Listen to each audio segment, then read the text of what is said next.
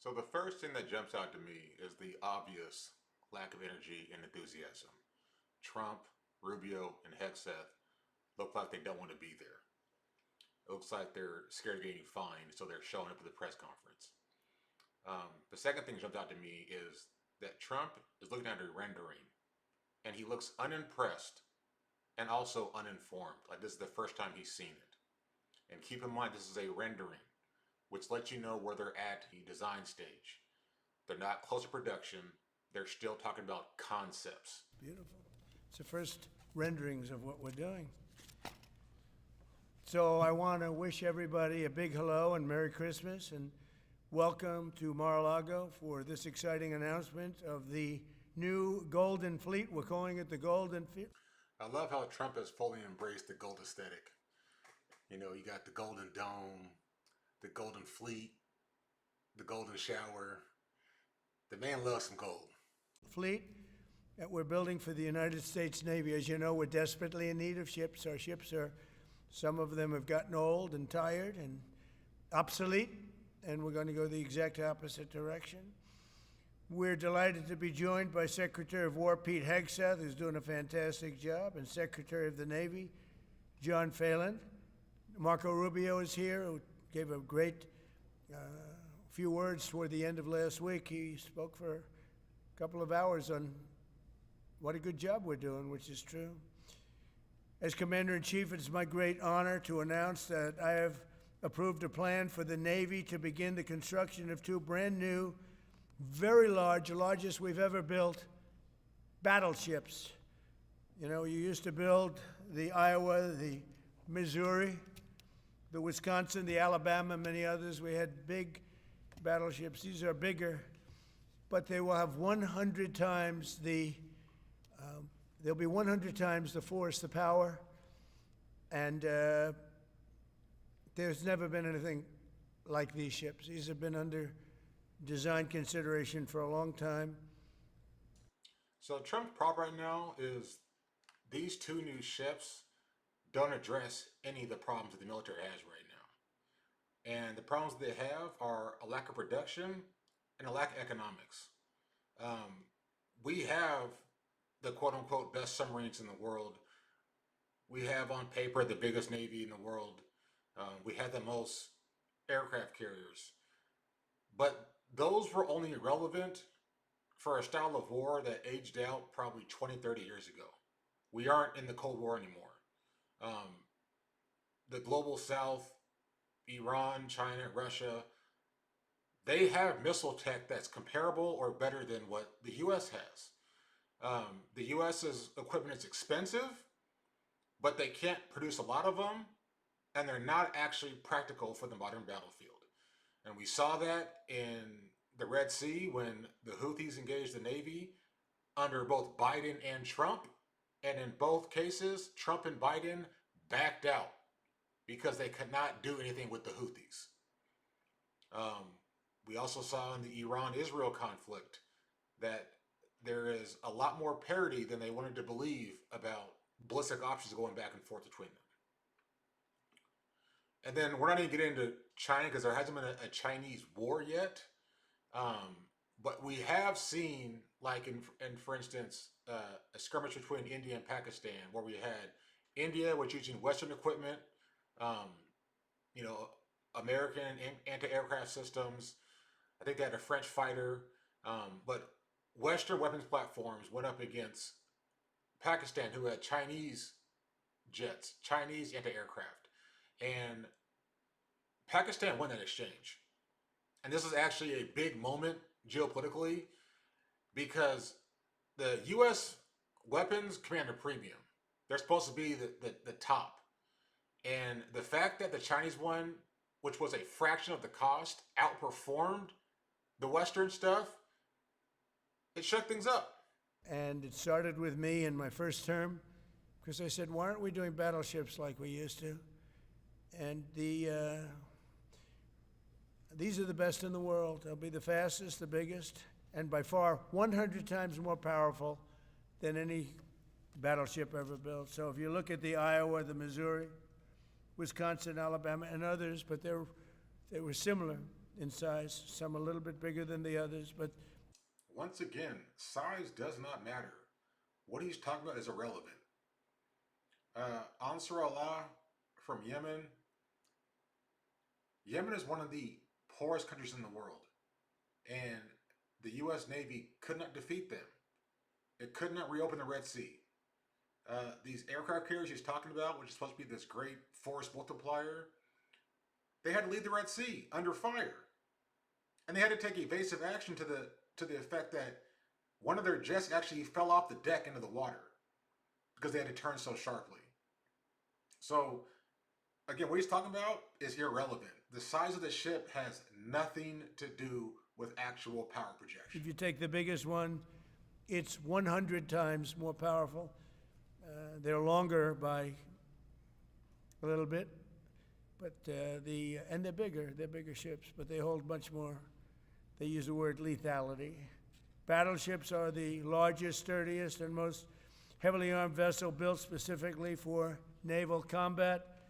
While America has built many new warships over the years, they've tended to be smaller and much smaller, and not conducive to where we are and where we're going, and peace through strength.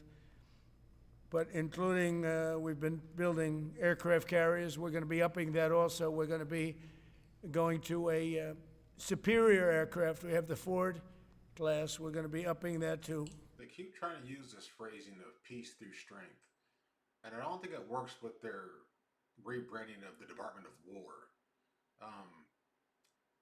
They're trying to get away from being defensive and being the protector, and now they're talking about being on the offensive.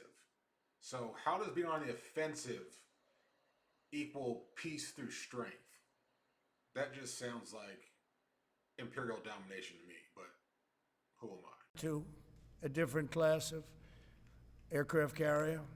And we haven't built a battleship since 1994. These cutting-edge vessels will be some of the most lethal surface warfare ships.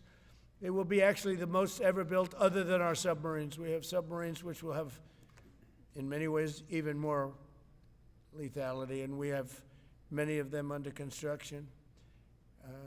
Each one of these will be the largest battleship in the history of our country, the largest battleship in the history of the world ever built. And again, it's 100 times more powerful than the previous Iowa class, it's called. Those are the big ones that you'd see on a show. Victory at Sea. I don't know if anyone's seen Victory at Sea, but it was a classic. They'll help maintain American military supremacy, revive the American shipbuilding industry, and inspire fear in America's enemies all over the world. We want respect. Are people seeing this right now? Do you see the body language? Do you see the tone? He's done no prep work for this. He doesn't know what he's talking about. He's just reading something. These aren't his words. They're not his ideas. He's not even enthusiastic about it. This entire setup, it looks like a hostage negotiation.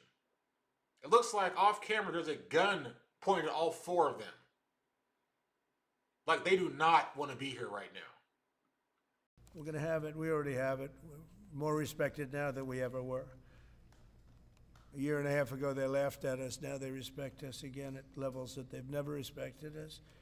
We envision that these two ships, we're talking about 10, but we're going to start with 2, and we're going to quickly morph into 10. And ultimately, we think it's going to be anywhere from 20 to 25 of these. But we're starting with the first 2 immediately, and we're going to then be very quickly involved with, I think, we're going to do another 8, and then we're going to ultimately and pretty quickly have a total of about 20 to 25. We'll make that determination. Look, he's just reading. He tried to riff off that last line he read, and all he could do was just say what he just said twice. And you can see right now he has no idea of what he just said or how he's coming off. He's just trying to get through this. We envision that these ships will be the first of a whole new class of battleships to be produced in the years to come. From Theodore Roosevelt the Great White Fleet. You remember that? The Great White Fleet, to the legendary USS Missouri, whose massive guns helped win World War II. America's battleships have always been unmistakable symbols of national power. We stopped making them for whatever reason, I don't know.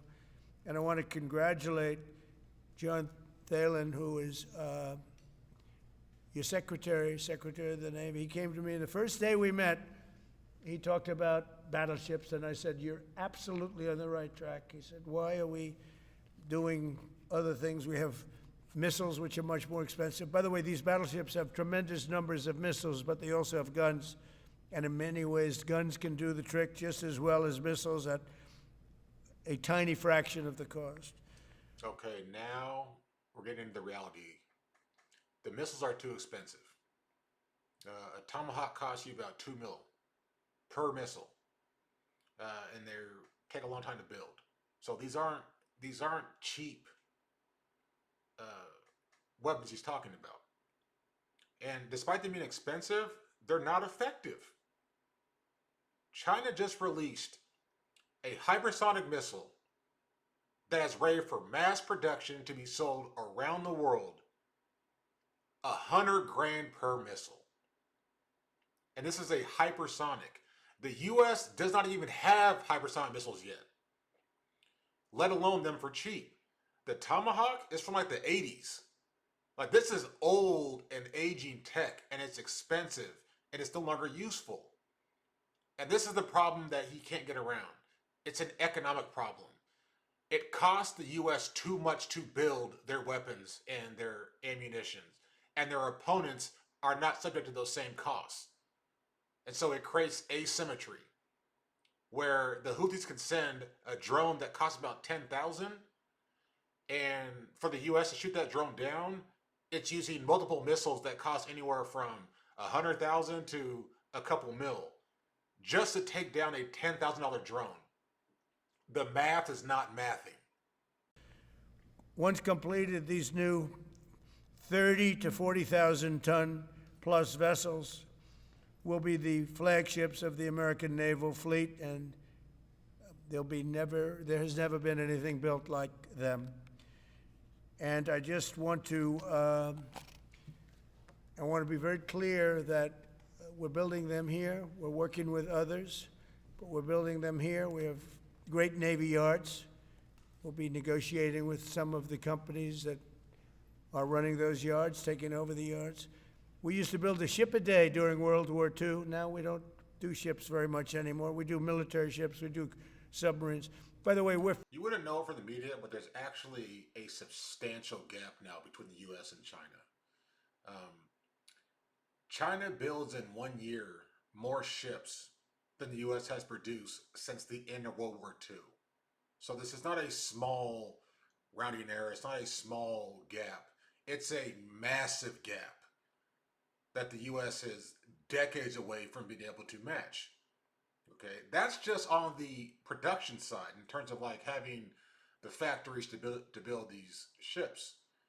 We're not even talking about the supply chain needed to build these ships, which the US does not have. They have to ask China for their rare earths. So even if there's this desire to reshore American manufacturing, they don't have the supply chains to actually do this. They have to rebuild those, which is going to take them 15 to 20 years and a lot of money with no ROI on that investment. By the way, we're 15 to 20 years advanced in our submarines over anybody else. That was one of the things that I did in my first term. We make the best submarines by far in the world. We're at least 15 years advanced ahead of anybody else in submarine development. Most powerful, that's right, the most powerful weapon anywhere in the world, undetectable. So the battleships are going to be armed just in terms of guns and missiles at the highest level. They'll also have hypersonic weapons, many hypersonic weapons, state-of-the-art electric rail guns, and even the high-powered lasers that you've been starting to read about. We have lasers. Remember what I said. Currently, the U.S. does not have hypersonics. They're still working on it, but they don't have it. Okay, and he's talking about rail guns and laser beams. This is fantasy. This is science fiction right now. They don't have this capability. And they can lie about it, they can pretend they do, but China knows they don't. Russia knows they don't. Iran knows they don't. Because if they had this type of capability, they'd have shown it by now.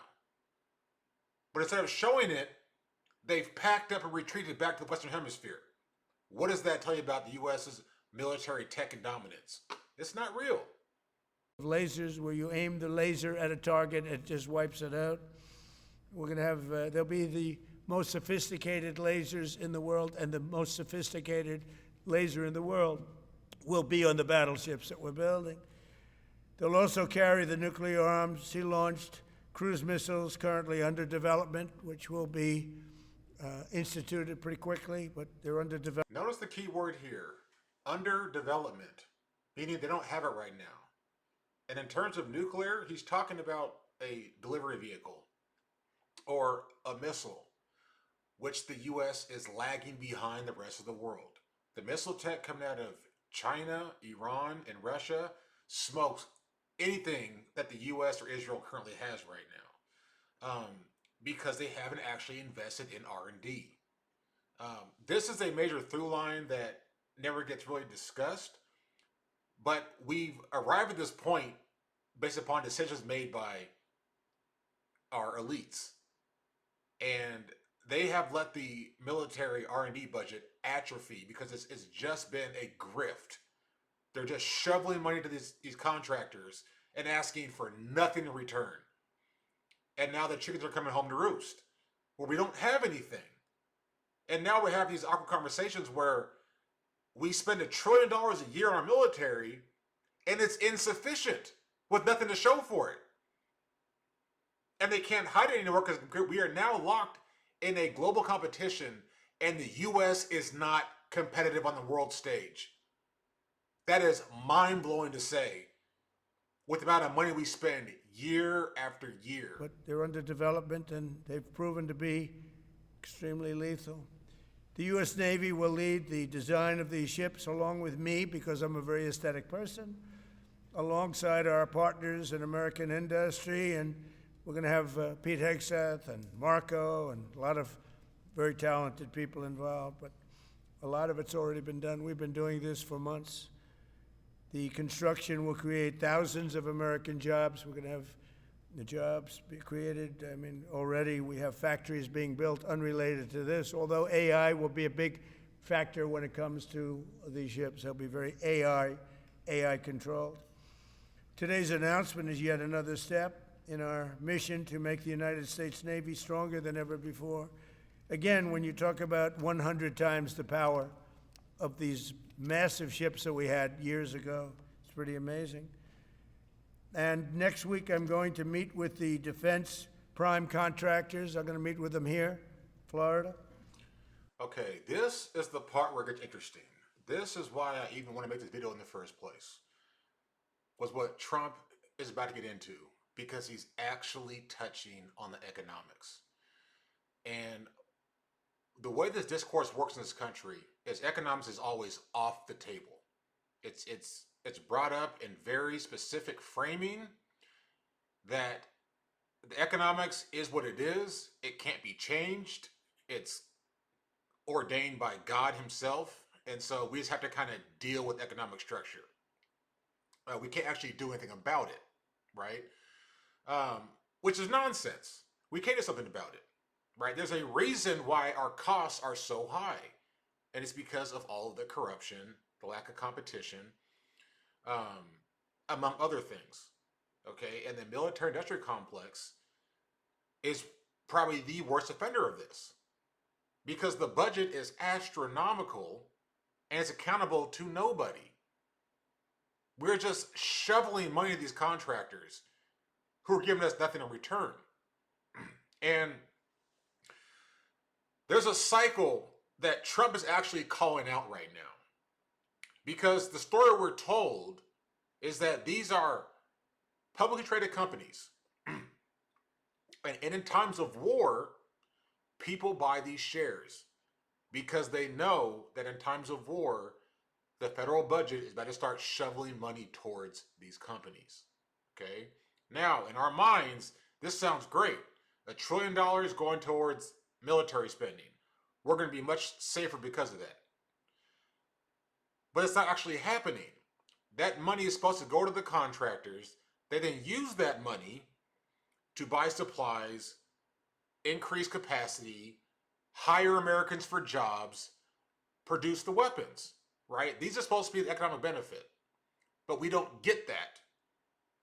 They get the money. They then take that money and give it to the executives for compensation in the tens, sometimes hundreds of millions of dollars.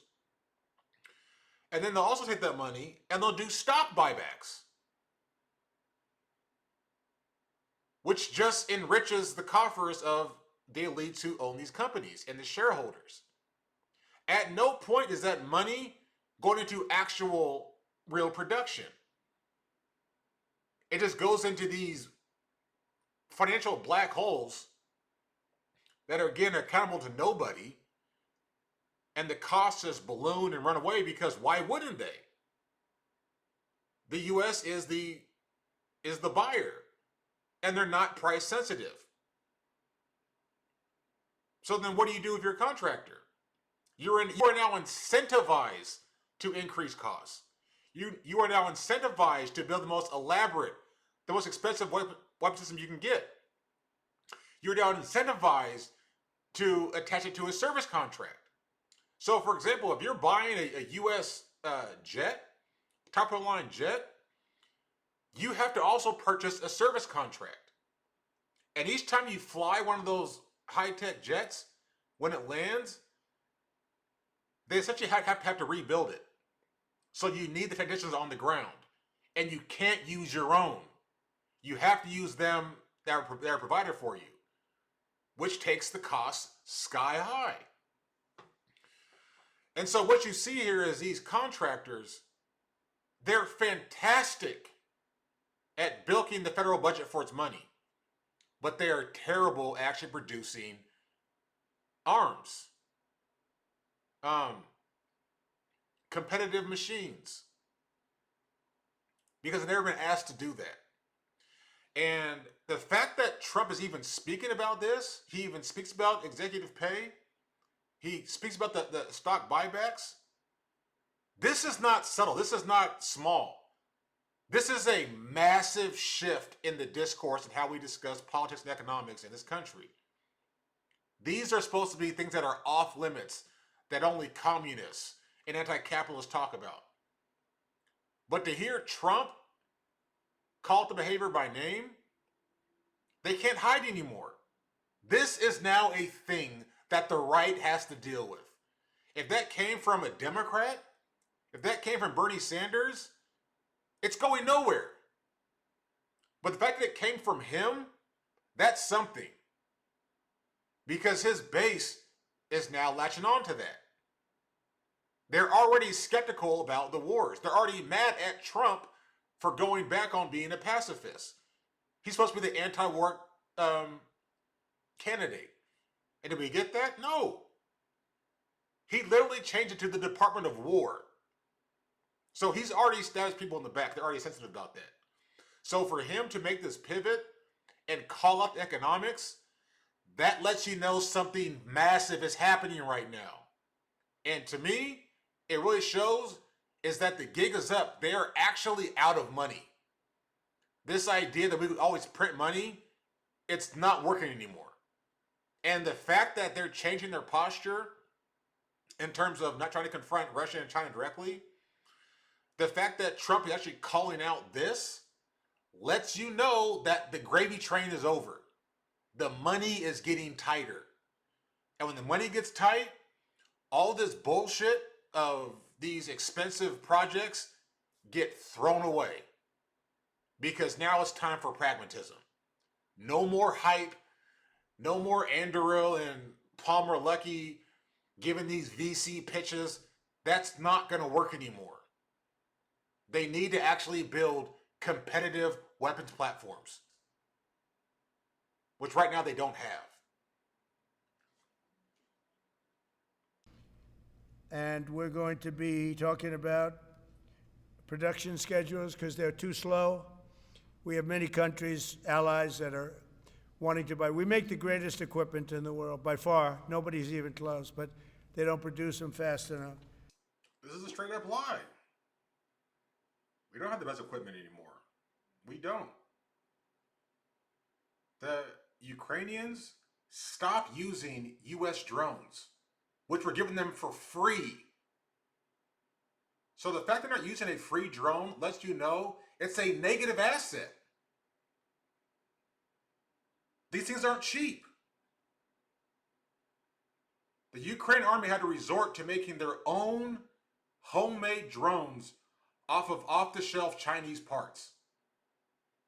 Because what they were given by the US were junk. They couldn't even use them. So we're going to be meeting with them to talk about the production schedules. We're going to have strong production schedules. And the only way they're going to be able to do that is to build new plants. Even with the F-35, we have many people who want the F-35 fighter jet, and it takes too long to deliver them to allies or to ourselves. It takes too long. The only way they're going to be able to deliver them is if they build new plants. They don't want to build new plants because that's expensive. So we're going to be discussing production schedules. We're going to be discussing CapEx spending. We'll be discussing the pay to executives where they're making $45 and $50 million a year and not being able to build quickly. They're going to make that kind of money. They have to build quickly. Again, we make the best equipment in the world, but they don't make them fast enough. So now he's talking about production schedules and executive compensation, which lets you know that they are now going to be watching these firms like a hawk. And they are not going to tie compensation to anything other than concrete production. Are you meeting your targets, and are they on time? And we're going to be also discussing dividends. We want the dividends to go into the creation of production facilities. So we'll be talking about all CapEx, dividends, and the pay. We're also going to be talking about buybacks. They spend so much money on buybacks. They want to buy back their stock. I don't want them to buy back their stock. I want them to put the money in plant and equipment so they can build these planes fast, rapidly, like immediately. I mean, I have sold more planes than any president by far, times probably 20. So every time I go someplace, I sell 100 planes. That includes commercial planes, Boeings, et cetera, but it also includes fighter jets. And I'm always having to say 5 years, 6 years, 7 years. Helicopters, Apache helicopters, many years. India bought them. They want to get them. They don't want to wait a long time. So we don't want to have executives making $50 million a year, issuing big dividends to everybody, and also doing buybacks. And then they say, well, we don't have the money to build a plant. They got to build plants. Plants to make F-35s, plants to make helicopters, plants to make the F-47 new jet. This is another behavior he's calling out. The people crying poverty, right? You have all this money, all these profits. Why aren't you investing in infrastructure? Why are you not investing in R&D? You're just lighting money on fire. And we see this again all over our economy. Right now, the landlord discussion is in the same place. The landlords don't pay for anything. They don't renovate anything. And when they're forced to renovate, how do they pay for it? By raising rents. Right? And so this whole time, they keep trying to cry poverty and say, well, if you cap our rents, we can't make money. But the days of guaranteed money are over. The U.S. cannot guarantee returns anymore. They're now in an actual competition with peer competitors around the globe. They can't just give up value anymore. It has to make economic sense. And that's it. And that's what I'm going to be talking to them about. They're going to start spending money on building airplanes and ships and the things that we need, not in 10 years and 15 years. We need them now. And we're strong about it. Last week, the Navy announced they brand new class of frigate, and they're going to be working with the South Korean company. Hanwha, a good company, recently agreed to invest $5 billion in Philadelphia Naval Shipyard. We're opening up the Philadelphia Shipyard, once a great yard. Now it was a long time ago decommissioned, but now it's reopening. Working with the Navy and working with private companies. The record-setting defense bill I signed last week authorized $26 billion to build new ships, including destroyers and various others. We already have a lot of submarines, as you know, under construction. We're building a lot of submarines. I tell you, to be exact, we have right now 15 submarines under construction or ready to start. And we have, again, the greatest submarine in the world with our technology, like they talk about chips. Well, I would say submarines are a bigger deal than chips. We're at least 15 years ahead of any other competitor. China, Russia, nobody can come close. We're also building right now 3 large aircraft carriers in addition to the ones we have. And we have, actually, interestingly, we have a lot of submarines. How many submarines do we have now altogether, approximately? Who gives a damn? What? Over 30. We have over 30. But these are the super duper subs, and there's nothing like them. So we're going to be doing from 12 to 15 brand new submarines. We have a couple of other things going on. We'll be building other elements of Navy. We'll be fixing up headquarters. We'll be fixing up places for our great sailors to live. And we're going to be working very hard with companies, but we're also going to be penalizing companies that aren't doing a good job. For instance, when they built the Ford, Gerald Ford, the cost overruns were ridiculous. That was done in Norfolk, Virginia. We're going to be talking about that with that company. The cost overruns were out of control. In World War II, the United States built upwards of 4 ships per day. Can you believe it? 4 ships a day, on average. And now there weren't all big warships, but there were ships, freighters, tankers. And it's a tragedy that we allowed this incredible capability to just go astray. We don't do that much anymore. We do build our warships, but that's about it. But that's a lot. We're going to restore America as a major shipbuilding power. We're going to ensure the USA is the most powerful fleet anywhere in the world, and long into the future, with battleships helping lead the way, and the submarines that, again, nobody competes with us on submarines. So I just want to thank everybody, and I'd like to ask Secretary Hegseth to say a few words, followed by the Secretary, but if you would, Secretary of the Navy. But Pete's doing a fantastic job. By the way, we have drugs are down 96.2% coming into the United States. 92.6 by sea. And soon we'll be starting the same program on land. The land is much easier. But every one of those boats that we knocked out saved 25,000 lives. So we saved 25,000 lives every time we knock out one of those boats with the drugs pouring. All right, that's enough from that. I can't take any more. If you made it this far, I salute you. I applaud you. I'm impressed by you. You see right now that Trump doesn't really have anything. He's just rambling. He's just making up fake stats. Killing one narco boat, saved 25 lives. He's just making up things at this point, right? Which he always does. But still, we can glean a lot of information from his video, from his presentation. Pete Hegseth follows us up with a bunch of lies and falsehoods that I'll deal with in another video. But like I said, this has gone long enough. I appreciate you guys tapping in, staying this long. I'm trying to make more content on this channel. I'm trying to be more active on TikTok. Tap in, ask questions, give me pushback, give me suggestions, but let's have a conversation.